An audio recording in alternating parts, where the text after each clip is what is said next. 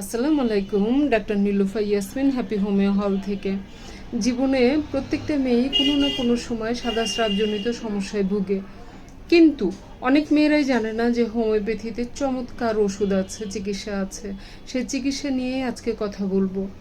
যেমন সিপিয়া, যেসব মেয়েরা চিকন পাতলা তাদের জন্য সিপিয়া ওষুধটা খুব ভালো কাজ করে। সিপিয়ার স্রাব হচ্ছে দুধের মতো পাতলা, কোমরে ব্যথা, তলপেট ভারবোধ, এই লক্ষণটায় সিপিয়া ভালো কাজ করে। ক্যালকেরিয়া কার্ব আবার মোটা সোটা মেদবহুল শরীর যাদের, তাদের ভালো কাজ করে।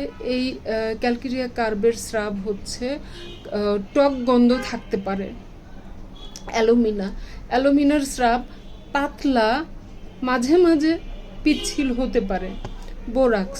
বোরাক্সের স্রাব হচ্ছে ঘন দুধের মতো, আবার কখনো গুড়ি গুড়ি হয়ে চাকা চাকা হয়ে বের হতে পারে।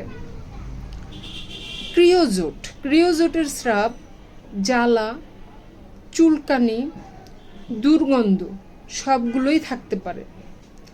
তাই হোমিওপ্যাথিতে চমৎকার ওষুধ আছে। এই ওষুধগুলো যদি লক্ষণ অনুযায়ী দেওয়া যায় তাহলে সাদা স্রাবজনিত সমস্যা ঠিক হয়ে যায়। আর ইদানিং অনেকেই নেটের নাম দেখে ওষুধ কিনে খায়।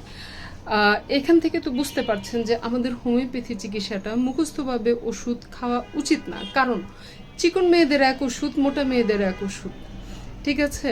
এখানে প্রত্যেকটা লক্ষণে মেডিসিন চেঞ্জ হয়। সুতরাং আপনারা যে কোনো সমস্যায় যখন ভুগবেন, আপনার নিকটস্থ একজন ভালো হোমিওপ্যাথি চিকিৎসকের কাছে যেয়ে চিকিৎসা নেবেন, পরামর্শ নেবেন। কারণ হোমিওপ্যাথি আপনাকে নিরাপদ ও প্রাকৃতিক সমাধান দিবে, কোনো প্রকার পার্শ্ব প্রতিক্রিয়া ছাড়া। আমার ভিডিওগুলো ভালো লাগলে লাইক, কমেন্ট, শেয়ার করবেন আর আমার চ্যানেলটি সাবস্ক্রাইব করে দিবেন। ভালো থাকবেন। আল্লাহ হাফেজ।